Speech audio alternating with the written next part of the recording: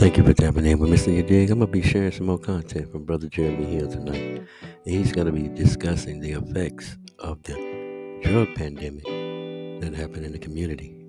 So I hope that y'all pay close attention and you educate yourself on this video. Enjoy. Man, you're so dirty. Yeah, you look so dirty. You were never worthy. Lately, it's you. Welcome to the Jeremy Hill Show. If you're easily triggered, leave now because this is not the show for you. Now, what I'm going to talk about to you today in this educational video, this video is for educational purposes only. This video is going to talk about the serious matter of what it means to have a loved one in your life. It could be your mama, your daddy, or just a friend, someone who you deeply care about, and how they are struggling with addiction and how it impacts the black community. Now, I'm going to show some women, of course, some modern women, black American women, who are going to display how they ruined the family structure, basically. You know, so this is probably a moving episode today. Anyway, let me go ahead and get this started. I'm using these clips out of fair use. Hold on 1 second as I pull up the screen for you.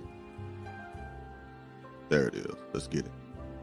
This is going to be a man who is getting on his mother because she has stolen narcotics from him, and she is a crackhead.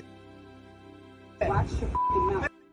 Irene, where's my pills at? Watch your mouth. Man, you watch your mouth. You ain't my mama. Your mama raised me. Where's my pills at? Now, right then, as you could tell, he's in a confrontation with his mom. I think we all have seen situations like this in the hood. I have uncles like this. We have aunties like this. I know family members who are like this right here, who they are of your family tree. They're blood relative, but they'll come in your house and they will steal everything that's not nailed down so they can go out there and sell it to get some type of substance, to say it like that they indulge in. We know how women are when they get on this stuff real bad, how they will prostitute themselves out to anybody. They can prostitute themselves out to both genders. They don't care as long as they get that high, as long as they get that apex of pleasure that comes from doing a narcotic. See, why am I talking about this today? Because unfortunately, the new generation today, in my most humble opinion, they are all about the drug culture. All these songs now that comes out that promote, you see more promotion of drug usage through music than you do through watching television programs or movies. And the women, not the men. The men, like Future, he talked about it all day, every day. But the women are celebrating drug usage. You'll find women with lyrical content who talks about taking pills, doing this and doing that now. Not only are they talking about using these things, but they're also talking about selling these things to other people in the community. And when you look around, almost everybody is high. Almost everybody's on some type of drug. I'm not talking about medications that are prescribed to you for a certain thing that's wrong with you, and when you use it correctly, it benefits you. I'm talking about people who are going out getting prescription pills that are not even meant for them, or they getting pills, they're getting scripts, they're getting hooked up on the scripts. The scripts mean prescription pill, and they taking these things just for pleasure, just for leisure, for recreational purposes only. And they sniffing powder, they are smoking rocks. Now I'm gonna tell you something. I said in one of my videos before, a few years back, or a few years back, I think I might have been in my mid-30s or something like that, or maybe late 20s, I think mid-30s, somewhere around there, early 30s. I met a 14-year-old crackhead. A 14-year-old crackhead. Now keep in mind, this is way past the 90s. If anybody is smoking hard rock right now, and it's past the 80s, past the 90s, you really have no excuse, because you do know what it does to your body now. In the 80s when it hit, it's one thing. In the 90s, it was just people selling it left and right. But now in the 2000s, there's absolutely no reason for you to even be curious about trying it. Our women are stuck on doing these things. Our women are celebrating promiscuity and drug usage and hustling. This is pretty much, if you wrap it all up in a nutshell, this is what we are seeing. We're seeing women talk about getting a bag. F you. If it doesn't work out with you, I'll go sleep with your man. Promiscuity and greed. Doing pills. Cardi B says she drugged a very well-known, world-renowned rapper, Cardi B, had admitted that she used to drug people and rob them, incapacitate people and rob them. I don't know why I can say it a while ago, but you know what I mean. You got all these situations right now, but let's keep going. Let's keep going. I want to take away from the story. Back to you, man. Where my pills at, man? You the only one stealing from me, dog. That's why I don't like you coming over. Yo, but always stealing. Why you stealing? Why am I stealing? You the only person going in my stash. Where my money and my pills, bro? First you doing crack, now you doing milk, now you doing pills. Where my f***ing shit at? Where's my shit at? And you gonna be just like the fucking crackhead. I'm not a crackhead. And you is a crackhead. Where my shit at? Where my shit at? I don't give a f*** what you had. So you using pills for a headache? You know that shit ain't for no headache. Where my f***ing pills at? Hey, bro. You better have my shit. Bro, chill out. Hey, bro. Hey, bro. Hey, that's your mom, bro. Man, shut up, man. Don't tell him shit. Don't tell him because it's f***ing days. Where my shit at? Workers, what the fuck is you, boy? Where my shit at, Man, you a fucking, you tripping on a food? You tripping on pills, bro? Bro, you tripping on a few pills? Irene, where's my... Now, let me tell you something, man. The gentleman who tried to intervene, telling him to chill out and leave his mom alone, that's a great way to get shot. I'm going to tell you that right now. I understand the sentiment behind that when you're trying to stop this boy from going off on his mother, but you don't know how long they have had this type of relationship. There's no telling. He might put his hands on his mother, and apparently he sells drugs or whatnot, right? He's a drug dealer. What makes you think he was going to do something to you if you keep interfering with that stuff? Some of you got to use wisdom. I get where you're coming from, but if it get too bad, you call the police. Don't risk your life. When you talking about stop, and you want to become a super saber hole, whatever you want to call that, and then you have children at home, then you have a wife at home, you have family members who want to see you again, and you jump in somebody else's business, and they take your life. That's your fault. Everybody business. It's not your business. Sometimes you got to step back and say, okay, I ain't got nothing to do with that, homie. I ain't saying you can't try to affect it some other kind of way, like call police or whatever you think you may need to do. But at the same time, and it ain't about snitching. If you really think someone about to lose their life, do what you need to do. But don't just jump in people's business like that. That's a good way to get a black guy and to get shot to death. I'm just letting you know. But I've seen this before. Now, this was his mother. He going off on his mother. The mother going off on him. And if you notice or not, at the beginning of the video, he didn't call her mama. She identified herself as his mother. He called her by her first name, Irene. Whenever you see black children, and you see it all the time, whenever you see daughters or sons address their fathers and mothers by their first name, normally it's because they have a very bad relationship with each other. Because most children who love their mama and their daddy, when they talk to their mama and daddy, they don't dare address them by their first name. There was a time where that would be considered disrespect. You had to say ma'am, sir, or mama and daddy, or mother and father. You never called them by their first name like that, like they're just somebody in these streets, like your friend. But I got a lot more to show you. Hold on 1 second. I think this is the story right here. 1 second. Gotta make sure. 1 second, ladies. I'm trying to pull it up. 1 second. I got another thing up here. I'll just go ahead and play this one first. They respect me a lot. My daughter with the 8 kids, she's there for me. I hang around my grandkids. They love me. But I just want to get rid of the crack. I can't take it. Years ago, I was on prostitution. I've done everything. I've been raped, and I've been almost, I've been beaten. All my relationships are violent. I get into. My teeth are going right now because of the boyfriend I had. He didn't want me to leave, and I wanted to leave, so he knocked all of my teeth out. Now, I'm going to tell you something. I knew a girl that I was dating a while before I realized she was on pills. Because, you can smell everything else when it's burned. But pills, you got to watch for how people act when they're on pills. Some people act like they zombies and all spaced out. It depends on the person, of course. But with pills, you got to watch behavior. Everything else, you can kind of smell on them. Unless they go take 3 or 4 showers with it. But you can smell wet, which is PCP, Sherm. You can smell hard rock. You can smell a lot of stuff. Anything burns and you have to be burnt and you smell it. You can smell it, right? So she had a tooth knocked out too. Most of these women who are living this dangerous, who is walking this dangerous path of trying drugs, they do tend to get in relationships where men are slapping the hell out of them, beating up on them.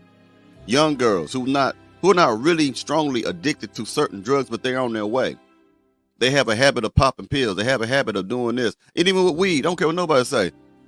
Now, I know weed has some good beneficial properties to it when it's used the correct way or whatnot. But if you have to wake up in the morning and you have to smoke as soon as you wake up, you have a habit. If you can't go throughout a month, if you can't smoke it today and be like, you know what, I'm not going to smoke it for the next 3 months, man, I'll get back to it after 3 months. If you can't do that, you have a habit. You have a small, minor addiction to something. You do. It's like cigarettes, man. If you can't walk away from cigarettes for like 3 or 4 months, just like snap your fingers, it's cool, you have a cigarette addiction. You're addicted to that nicotine. You're addicted to how it makes you feel.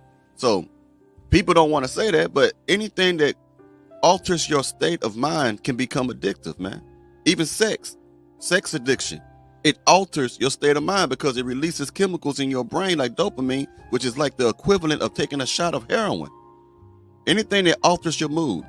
And unfortunately, this is what we see all the time in the community. See, these older women, now she might be younger than how she look, but when you're on drugs, it has the tendency of really aging your appearance. Now, let me tell you something. A lot of you young women who watch my show, this is your fate because you partying too damn much. You all that riotous living, all that damn lifestyle of rambunctious promiscuity, all the things that you're doing out there, just trying to have a good old time. And then you experiment with drugs. You experiment with this. You experiment with different sexual lifestyle. You don't know if you're straight. You don't know if you're gay. You don't know if you're bi. It depends on what day of the week it is. And some of you are trying to step out and become a member of the LGBTQIA community just because your friends are doing it. So you're feeling peer pressured into experiment on licking cat and having your cat ate and eating people booty. That's exactly what's going on with some of you, because I done met too many of you not to know what I'm talking about. Because a lot of you have told me that's what you have done. A lot of women who have lived their lives, I don't know why I'm going there, but have lived their life in that community for 2 or 3, 4, 5 years. They come out that community and they try to look for a man. They want a man. A lot of them still want to be with a man, but it's something pleasurable, something that is addictive to what they like. They like doing it, and they get with you. And then they get with you, but they struggle with being heterosexual, and then struggling with going back to that community, to the point where sometimes they say they want both. So they look for a man who can accept her for who she is, and they both get involved. And she become bi, or she cheats on that man and become down low. And this is not an insult to any of those people in the LGBTQIA community. I'm speaking from my point of view. This is my humble opinion. Let's keep going. I've been sodomized. I've been everything. I've just been through so much hell, and it's like I just won't stop smoking crack. It seems like the crack is my everything. It's my boyfriend. It's my husband. It's everything, because I feel like it doesn't do me wrong. But then when I look in the mirror now, I see myself and I have no teeth. My skin is getting this, and I'm getting older, and I see the crack doesn't like me. So lately I live in the wine garden now. I'm trying to get my life together, but it's not easy on Skid Row. It's like when you come out, all it is drugs, so you can't really get sober. But I'm trying my hardest, I just miss my daughter. I just miss my family. I just miss a whole lot of things. I'm just tired of myself. I have 4-stage cancer in my uterus. I can't have sex. I can't keep a relationship because I can't have sex because it hurts. It's very painful. Damn, her story gets worse and worse and worse the longer you listen to it. I'm glad to cut off then. I mean, I feel sorry for her being in that situation, but I don't feel sorry for her making the choices that led her to those situations. You get what I'm saying? But when you're in it, sometimes you need help. When you are deep in a ditch, in a big pit, sometimes you need someone to throw a line down there to pull you up. But the thing is with addicts is they relapse a whole lot. I know. I got it in my family, man. I have one right now who will forever be a crackhead. Never gonna change. Older than dirt. Never gonna change. Good person, but on and off it all the time. That's just who they are. Never gonna change. Put them in rehab, everything for years since I was a child. Never gonna change. Always gonna stay on that stuff. But you love them. You gotta accept them for who they are. And but you gotta know when they're around your house to hide certain shit. Don't let them come to your house. When you love somebody, you got to make some kind of accommodation for them. Either you're going to be like, okay, you can't come here, but if you love them, you know what I mean, and they got that habit, then you got to try to find a way to work with it. Because at the end of the day, unless they get a relationship with God and he cleans them up, it still comes down to them to really wanting to change on their own.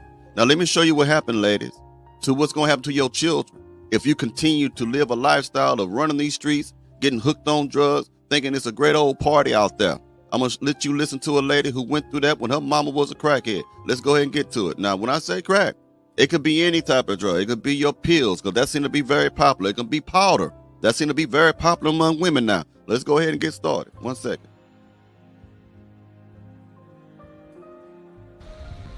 I know this all too well about having a mother that's on crack. Like, that's all I ever known my mama for, and it's hard that she have to be incarcerated now because she murdered someone, and she's had like a 30-year bid she had to do. But just growing up, like, just, it was embarrassing. It was hard. I miss her. I was her only daughter. And just being out of all her kids, I was like the closest to her, but I was the one she hurted the most. And just longing for her, you know, raising my kids and not being able to have my mom by my side just to help me raise my kids. And they basically got to see their grandma from behind the prison.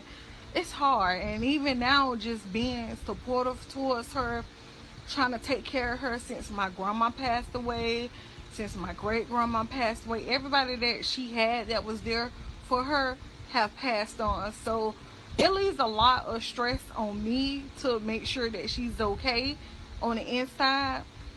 And, you know, be supportive, because my brothers and McCoys, they hold grudges towards her. So they don't do nothing. They don't visit her. They don't write her. You know, nothing. So me being her only daughter, I try to be there and do the best that I can. And it's very depressing. I had a lot of depressed days dealing with this, and, you know, not knowing who my dad is, you know, because she lived a life. She lived the street life. So Exactly, like I was saying before, living a lifestyle of righteous, living in promiscuity, going out there saying A and demon time and we slay and stuff. See, here's the thing with a lot of you women, what you don't understand. You can go out in them streets and don't intend to be hooked on anything. Just because your intentions are good does not mean it won't happen. Because you can go out there and intend that and intend not to get hooked on anything, but then you can have so-called friends who are really your enemies in a sheep and wolf's clothing, lace stuff for you. Lace stuff, put stuff in your cigarette, put stuff in your little blunt, put stuff in your little J. Drop pills in your drink. Pressure you into trying sniffing. Pressure you to do that. Telling you that it's the white, the coke, when really it's heroin. You don't know what it is because you have no idea what you're getting. So they get you hooked on the H instead of the coke, because the H is harder to get off of than it is the coke. Now you got black women today who doing meth. I told a story before about I met a lady, middle-aged lady, and she was fine as hell, about maybe 35, 36, and she did meth. I didn't know till later. Couldn't even, like I say, it's just crazy, man, the way things are turning out to be right now. So it was hard, you know, loving her and being there for her, despise her addiction and things like that, which I always knew since I was little that either she was going to be in jail or somebody was going to end up killing her or she was going to OD the way she lived her life and whatever the case is. But it made it traumatic for me. It made it very, very traumatic for me and my upbringing, being a girl, having a mother that's out there living that type of lifestyle, and even, you know, situations where I was in where, you know, she basically tried to use me for my shape, you know, just to see if one of her biters, you know, somebody that gave to her would be intrigued by me. Well, not necessarily like I would have to be with them or anything like that, but she was always like, oh, look at my daughter got a pretty shape, oh, my daughter's so pretty, and, you know, whatever. Like, okay, this woman is living in delusion now, because you and I, if you from the streets and been out there, we both know what this is. If her mother was showing her off as a young girl, like a child or minor, to other dudes who were buying stuff for her, you know, the pot or whatever it may be, she was willing and most likely would have pimped her daughter out to get what it is that she wanted. She would have pimped her out. would have made her daughter a prostitute just so that she can sustain her dirty, filthy habit. Okay? It happens all the time. She was just blessed to not have to go through that. But I guarantee you, if the circumstances was dire enough at that time, or however the situation would have been, she might be saying a different story today about her being prostituted by her mother just so her mother could get them drugs. Put me on the pedestal. Now, she would always put me on the pedestal, but I knew what it was for and things like that, so I would never like want to go nowhere with her. I was so ashamed and so embarrassed like for her to even be my mom, but I loved my mom. Like, I would really fight for my mom. You couldn't talk about my mom, but I talk about her and things like that. But she my heart though. That's my heart. Like, she don't even know like how bad, like being a little girl, like just praying to God, crying, like, save my mama. Like, I want my mama to be around, you know, why she can't get her life together so she could raise her own children. Just dealing with that, it was very very, very depressing, and I still deal with the aftermath of that to this day, even though I'm married and got a family of my own. But that means she's traumatized from the horrible experiences. That's what I'm trying to tell you. A lot of you women are not considering how you are affecting your children. Every time you get pregnant with a man and don't require marriage, and then your child see you get pregnant by another man, now you got a step brother, then got a step sister and stuff like that. You don't think that affects the child? That child has to grow up. That stuff is ingrained in that child. And then if you're on drugs, like the stuff that you're doing when you abandon your children to the streets, them children understand what you're doing, man. And when you do those type of things like that, you traumatize them. This lady right here, this big woman here, needs to get therapy. Seriously. I'm not going to even crack no jokes on it today. But I can tell that's a horrible thing, because I'm known grown people that my age and younger, a little bit older, who actually have lived through that, to where their parents was on stuff like that, man. And it's not a pretty sight. They have a lot of anger issues, a whole lot of stuff, man. The children do. I feel like I'm still on survival mode, because I'm trying to like be the perfect mom in my everyday life. And I know no one's perfect, but every day I try to be so much better than her. And even not just her, my grandma was on crack, my granddaddy was on crack, God bless their souls, my aunt was on crack, my uncle did coke, you know, and I just felt like it was just a demon. So she come from a family of crackheads. As funny as that seems, but that's exactly what that is. My uncle did coke, you know, and I just felt like it was just a demon just was chasing my family. One more clip and we out of here. Driving home this point. And you're going to do whatever it takes to get more? I've died off of fentanyl. Now, this woman has died a couple times, OD'd on a couple things. See, ladies, when you start to get in these streets, some of these women look horrible now, but they probably would look beautiful if they would never known thing. When you are in these streets, ladies, like you like to be, and hang around the wrong people like you like to do, there's a very strong chance that this could be you. A lot of women have had dreams of going to college, collegiate careers, and wanted to get doctorates and live a wonderful life, be married, but get caught up in them streets, get chewed up and spit out. And these are the results of it. And you're going to do whatever it takes to get more? I've died off of fentanyl. I wanted some crack that day so bad. I begged this boy for some crack. And for some reason, I never pray over my drugs, but I prayed over that crack rock. I said, Lord, please, make sure there's no fentanyl. And as soon as I hit it, I told him call 911. How many times have you OD'd like that? At the police station with a handful of crack rocks, and they even packed my bong in my bra when I got to the hospital. I left the hospital and I didn't even go home. I came right back downtown looking for some more crack. And I was out here bent over. I couldn't even walk. Still hustling to get crack. I'd be crying for crack. It's sad. But listen, I haven't talked to my daughter in years. My son, none of my kids do drugs. And they know about my addiction. My son tries to talk to me, tell me, Mom, if you die out here, nobody cares but me. You got to get clean if you want to be around your grandkids. You think I went to a program or I stopped? Still pulling like a locomotive. Sad story, y'all.